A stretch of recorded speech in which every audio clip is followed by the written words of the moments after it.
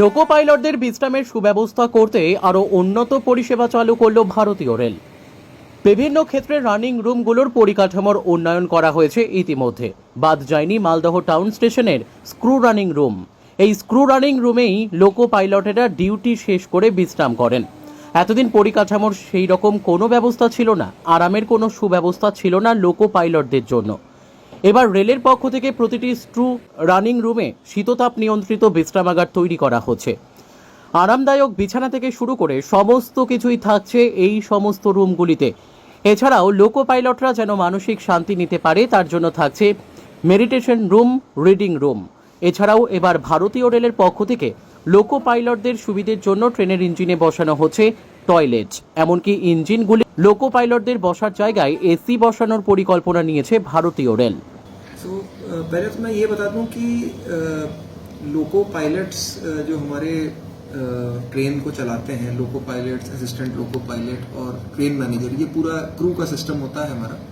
तो ये running staff कहलाता है और रनिंग स्टाफ की हम लोग उनके वर्क एंड रेस्ट की और उनको किस तरह से उनको रेस्ट कराना है, जबकि वो अपने घर से दूर जाकर के कहीं पे साइन ऑफ कर रहे हैं, तो वहाँ के बाद उसको कहाँ पे किस प्रकार से रेस्ट कराना है, इसके बड़े बड़े अच्छे रेलवेज के सिस्टम्स होते हैं।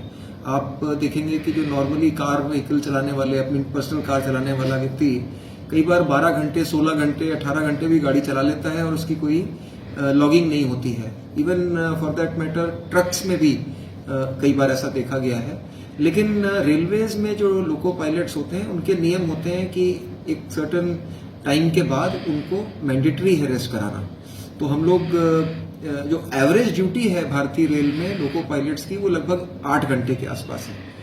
और इनके अगर वो आउट स्टेशन है, यानी कि वो गांव में भी कोई एरिया है, तो वहां पे अगर लॉबी है, वहां साइन ऑफ कर रहा है, तो वहां पे रेलवेज पूरा एक रनिंग रूम बनाती है, जो कि आप समझ सकते हैं कि एक लगभग 2 सितारा होटल की तरह होता है, जहाँ पे उनको खाना पीना मिलता है, एसी रेस्ट करने की फैसिलिटी मिलती है और साथ में वहाँ पे meditation room, gymnasium, reading room, इस तरह की फैसिलिटीज़ हम लोको पायलट्स को प्रोवाइड करते हैं।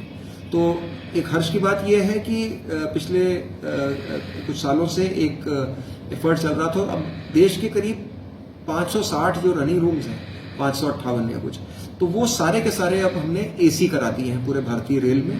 मालदा मंडल में भी सारे हमारे रनिंग रूम्स जो है वो एयर कंडीशन है।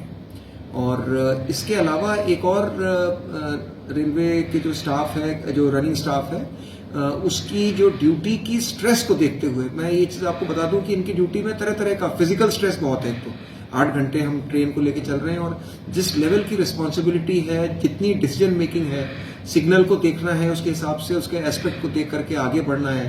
कई बार कर्व होते हैं तो लुक बैक करना है, कहीं स्टेशन मास्टर बगल में या गेट्स हैं, लेवल क्रॉसिंग गेट्स हैं, तो वहाँ पे ऑल राइट सिग्नल एक्सचेंज करना है। तो इस तरह से मल्टीपल ड्यूटीज, और उनको अपने इंजन के पैनल में भी कई चीज़ें देखनी है, ब्रेक कब कितना लगाना है उसकी फील होनी चाहिए उनके अंदर। तो स्ट्रेसफुल ड्यूटी है, तो रेस्ट भी बहुत ज़रूरी है। और हम लोगों ने एक जो चीज़ अभी करी है कि कई कैब्स जो होती हैं, जिसमें वो इंजन कैब्स होती हैं, तो उनमें भी टॉयलेट प्रोवाइड करना शुरू कर दिया है। लगभग मैं समझता हूँ कि 800 से ज़्यादा कैब्स हैं जिसमें टॉयलेट प्रोवाइड किया गया है। 7000 से ज़्यादा इंजन की कैब्स को एयर कंडीशन बना दिया गया है, ताकि जो टोटल थकान है वो कम हो हमारे लोको पायलट की, और उसकी अलर्टनेस का लेवल जो है वो हाई रहे।